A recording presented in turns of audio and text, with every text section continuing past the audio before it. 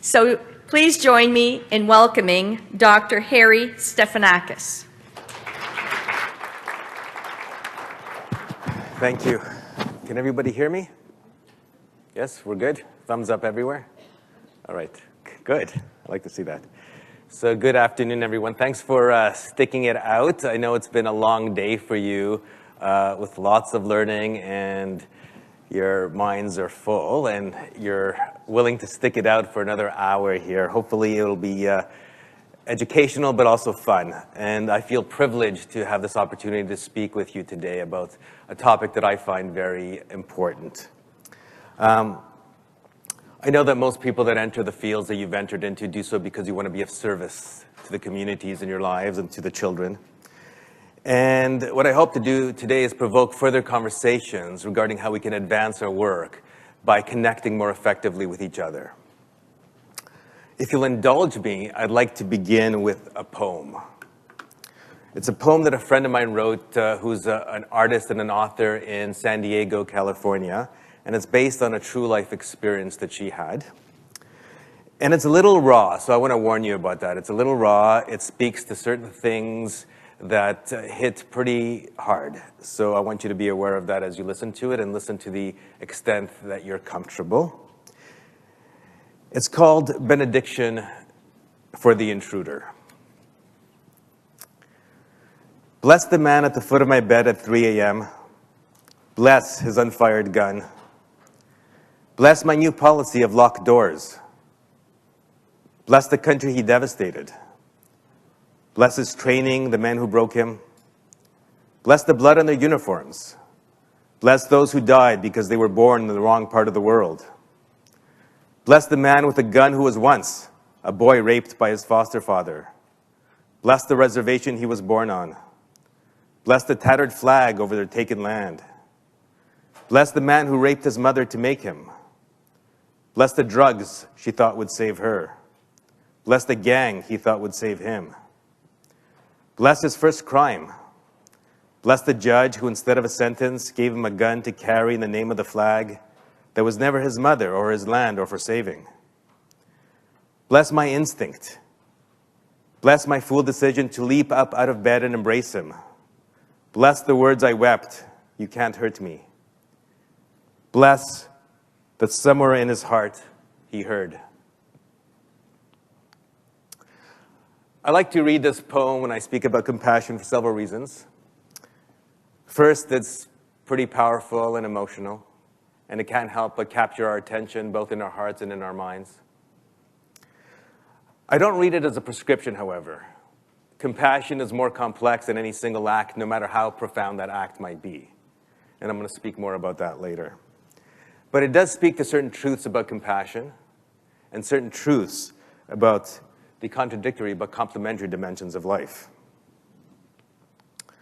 So one way of describing life is as an intersection of body and spirit, or in scientific terms, the intersection of energy and matter, which is where we get life. Now, the horizontal line of the body represents the truth of our individuality, of our separation, of our uniqueness. And it highlights the body's need for survival. It's driven, the emotion that drives it is primarily fear. And fear literally shifts the brain into survival mode.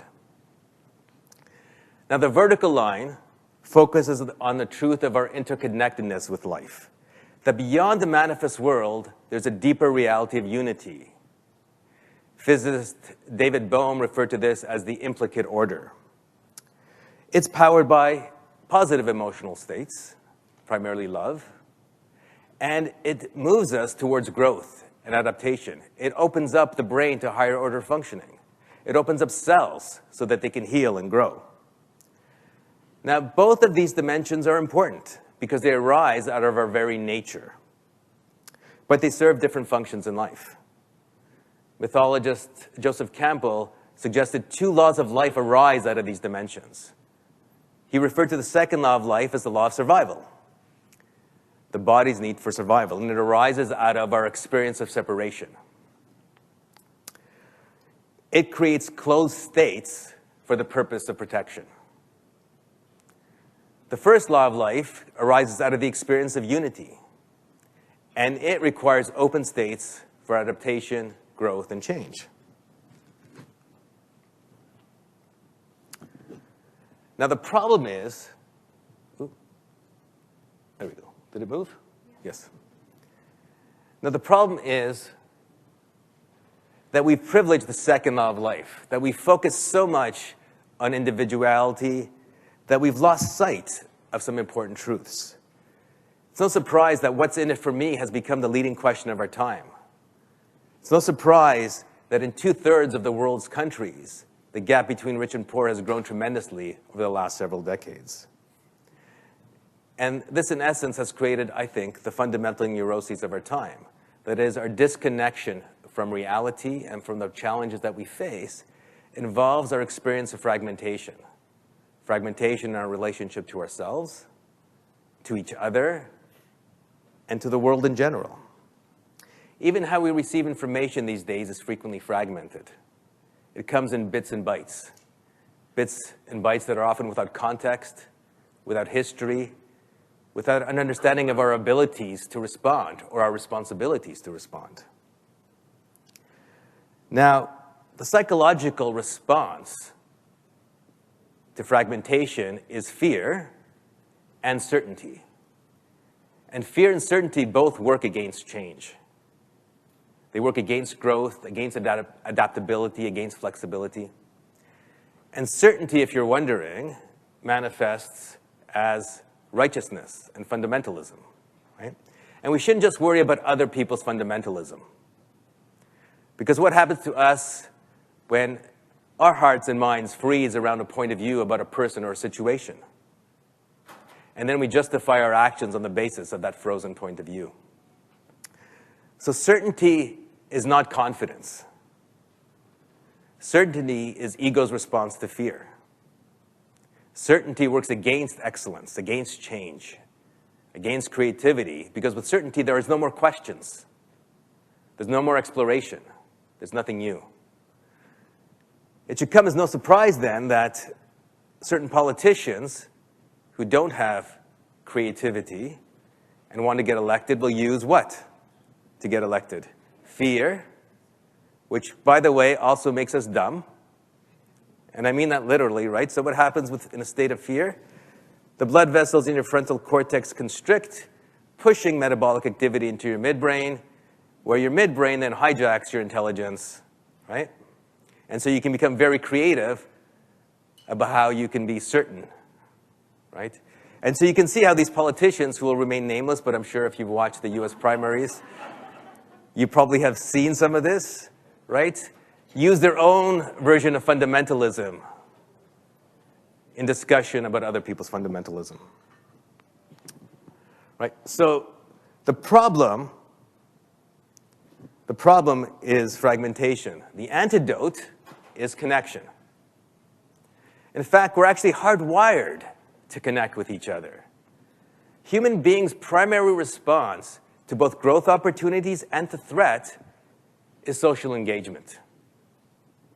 It's reaching out to another person, to a people.